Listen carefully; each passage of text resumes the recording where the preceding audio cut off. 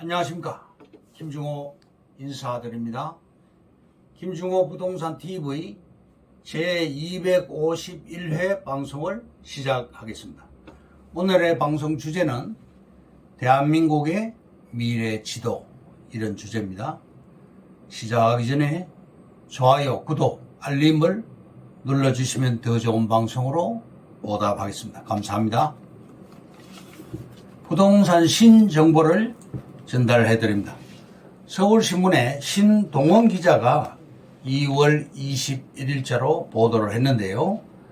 서울 3호선 전철, 성남에서 용인, 수원, 화성까지 연장 탄력. 김동연 경기지사는 2월 21일 이재준 수원시장, 이상일 용인시장, 신상진 성남시장, 정명근 화성시장과 업무 협약을 체결하고 서울 3호선 연장, 경기 남부 광역철도의 효율적 대안 마련을 위해 공동 대응하기로 했다고 보도가 나왔습니다. 머니투데이의 방윤영 기자가 2월 21일 날 보도를 했는데요. 엄마 아파트 분양가 평당 7,700만원. 분상제 깜빡했네.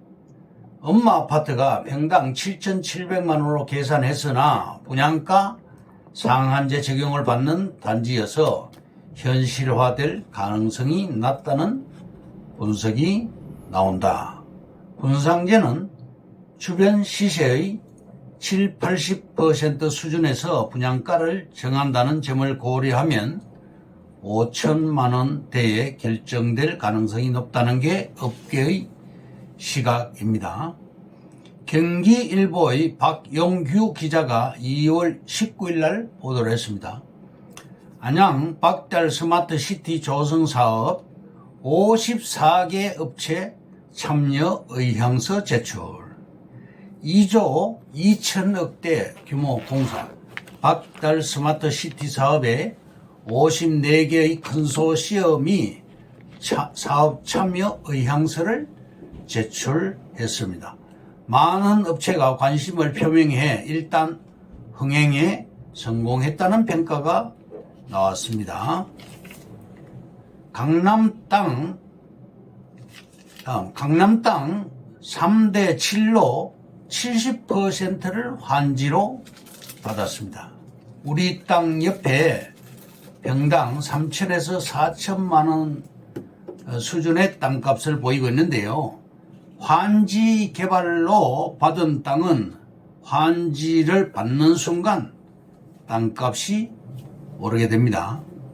판교역 경우 하루 이용객이 1일 5만 6천 명이고 여의도역은 1일 9만 6천 명, 강남역은 무려 17만 명, 광명역은 향후에 1일 10만 명을 예상합니다.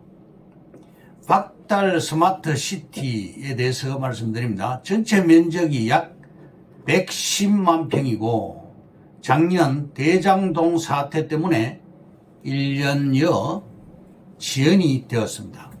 안양도시공사에서 중지를 시켰고 컨소시엄 54곳에서 다시 신청이 들어왔습니다. 공사비 규모는 전체 사업비는 약 4조 원대이고 스마트시티 우측 하단부의 노루표 페인트 공장 부지가 준공업지로 바뀌었습니다. 20층 빌딩이 건축이 가능합니다. 2025년 말에 군사보호지역이 사라지게 됩니다. 2018년도부터 준비가 완료되어 왔습니다. 신안산선 때문에 안양시가 박달 스마트시티를 조성하게 된 것이고 박달 스마트시티를 조성하는 것이 안양시의 최대 목표입니다. 다음 환지 개발로 받은 땅 받는 순간 땅값이 올라간다. 우리 땅 옆에 병당 3, 4천만 원대의 그런 시세를 보이고 있고, 양지 마을의 경우는 현재 병당 5천에서 6천만 원 수준입니다. 신안산선 이용객이 하루에 10만 명을 예상되고요. 광명 이케아점의 경우 세계 1위 매장인데 개장 첫날에 1만 명이 모였습니다. 신안산선 개통 시에 평당 기본 4천만 원 이상으로 상승이 될 것입니다. 타사와 우리 땅은 물건이 다릅니다. 100평을 5억에 투자할 시 환지를 받게 되면 50평 정도를 받게 될 것이고, 신안산선이 개통이 될 시에 20억, 평당 4천만 원 했을 때 20억, 400% 수익을 예상합니다.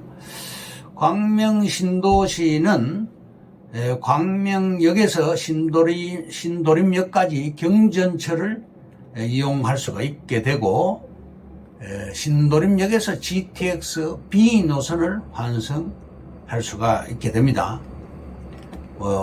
우리 땅은 5억짜리가 10억으로 올라가고 또 20억으로 예상이 됩니다.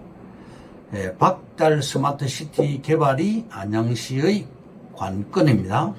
2024년도에 용도를 수료해서 실시 계획이 되고 2025년도에 공부대가 이전이 되면서 용도가 다시 결정이 됩니다. 2025년도에는 군사보호시설이 해제가 됩니다. 박달동에 있는 노르표 페인트 공장 지역이 공업지에서 중공업지로 바뀌었습니다. 프로디지털이나 가산 디지털 단지처럼 20층짜리 빌딩 숲이 될 것입니다. 결국 광명역을 이용하게 되는데, 박달 스마트 시티에 입주하는 많은 사람들이 광명역을 이용하게 되고 광명 역세권을 그냥 내버려 두지는 않을 것입니다. 건소시엄 54개가 달려들었습니다. 총 4조 사업이죠. 결론적으로 광명은 급격히 변하고 있습니다. 우리 땅을 보고 나면 반할 수밖에 없습니다. 입지와 목이 좋습니다. 자연 녹지가 앞으로 상업지와 주거지로 바뀌게 될 것입니다. 개발지도 입질이 있습니다. 용도 변경이 될 것입니다. 2010년도에 소문 단계였고 2018년도에 확정 단계였으며 2019년도에 신안산선과 월판선이 착공이 되었습니다. 평당 30만원짜리가 100만원 올라가고 또 300만원으로 올라가고 900만원으로 올라갔고, 현재는 이제 2천만원 이상, 완공이 될 때는 2,700에서 4천만원 수준까지 올라가게 될 것입니다. 일직동 우리 땅 주변의 변하는 모습이 눈에 보입니다. 돈가스 클럽이 권리금을 받고 나갔습니다. 또 우리 땅 주변으로 지주들이 조경을 하고 있습니다. 조경을 한다는 것은 앞으로 많은 변화가 온다는 얘기죠. 교통시설이 들어옵니다. 신안산선과 월판선. 또 인구 유입이 됩니다. 9,000세대의 아파트가 들어왔습니다. 또 상업시설이 들어왔습니다. 이케아와 GIDC, AK백화점, 중앙대병원, 코스트코, 롯데 아울렛이 들어와 있습니다. 지하철 이용객 수도 급격하게 늘게 될 것입니다. 강남역 같은 경우는 1분 30초 간격으로 지하철이 운행되고 있으며 하루 이용객이 무려 17만 명에 이릅니다. 신안산선은 3분 30초 간격으로 운행이 되며 하루 10만 명의 인구가 이용하게 될 것입니다. 이렇게 과거를 보면 미래를 볼 수가 있는 것입니다. 교통을 볼 것 같으면 광명역에서 신안산선을 이용해서 여의도로 가는데 약 10분 정도 소요되고, 월판선을 이용해서 판교로 가는데 약 20분 정도, 그리고 신분당선을 이용해서 강남으로 가는데 약 30분 정도 소요가 될 것입니다. 구성말 지구라고 지금 동네 이름이 집단 칠학 지구 이름이 구성말 지구입니다.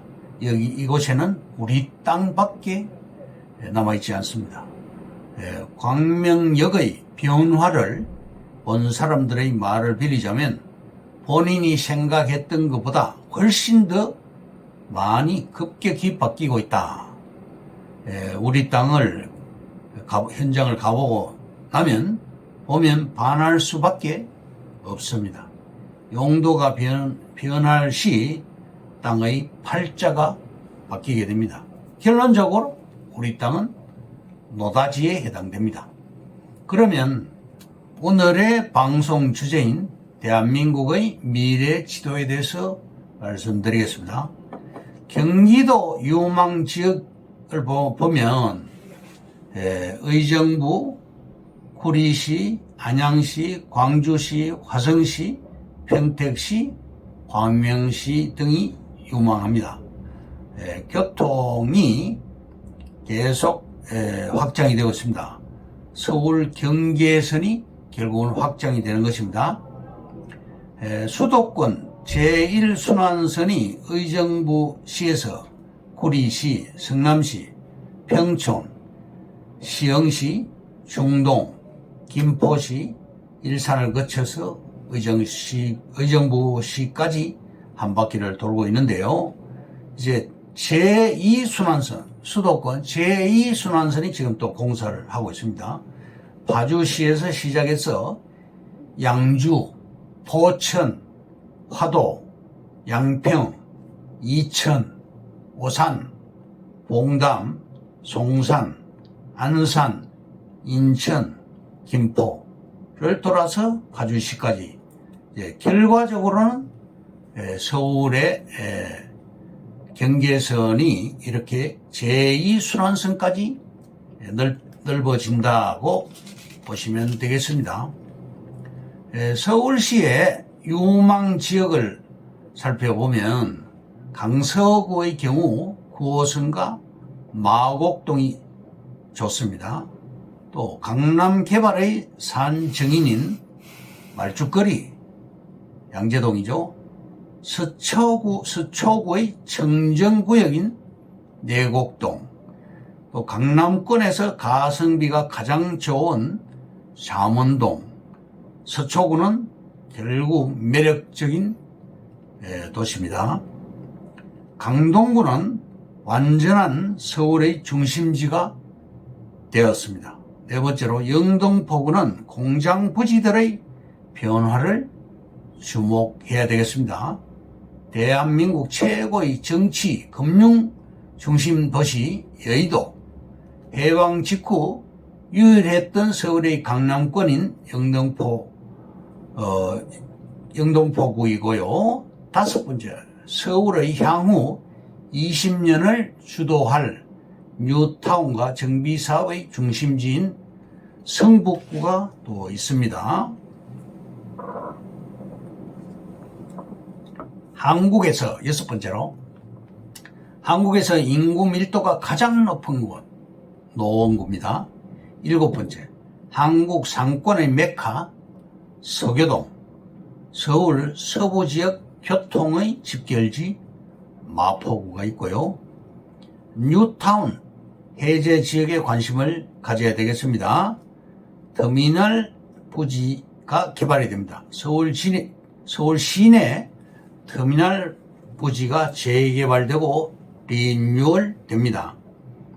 서울 고속터미널과 센트럴 시티 터미널이 있죠. 그리고 동서울 터미널이 있습니다. 서울 남부 터미널이 있고 중랑구에 상봉 터미널이 있습니다. 상봉 터미널은 52층 건물 3개 동이 들어갑니다. 센트럴시티에 버금가는 다양한 상업시설로 재개발이 될 것입니다. 세 번째, 땅 투자, 부자의 금맥. 첫째, 인구가 증가하는 지역을 1순위로 투자하자. 둘째, 개발 가능성과 미래 가치로 접근하자. 셋째, 발품을 팔아라. 넷째, 입지와 강남 접근성을 따져라. 다섯 번째, 나만의 성공 사례를 만들어라. 여섯 번째, 때로는 운회적인 발상으로 투자를 하자. 일곱 번째, 새로운 투자 대안인 공동 투자로 성공을 하라. 여덟 번째, 매매 타이밍으로 수익을 극대화하라. 아홉 번째, 세금과 부대 비용까지 감안하여 실익을 따지자. 열 번째, 나만의 투자 네트워크를 구축하자. 이것으로 김종호 부동산 TV 제251회 방송을 마칩니다. 김종호였습니다. 감사합니다.